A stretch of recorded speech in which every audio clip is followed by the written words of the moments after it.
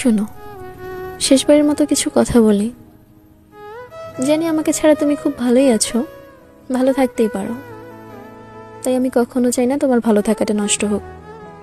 তুমি খুব ভালো করেই জানো আমি মেয়ে বলে এতটা বেশি ভালো না, ঠিক তেমনই এটাও জানো যে ঠিক কতটা তোমাকে ভালোবেসেছিলাম। কখনো ভাবিনি তুমি আমাকে ছেড়ে চলে যাবে, কিন্তু দেখো আমার ভাবনার বাহিরে তুমি আমাকে ছেড়ে চলে গেলে। আমার ভালোবাসার কমতি ছিল না, সেটা তুমিও খুব ভালো করেই জানো।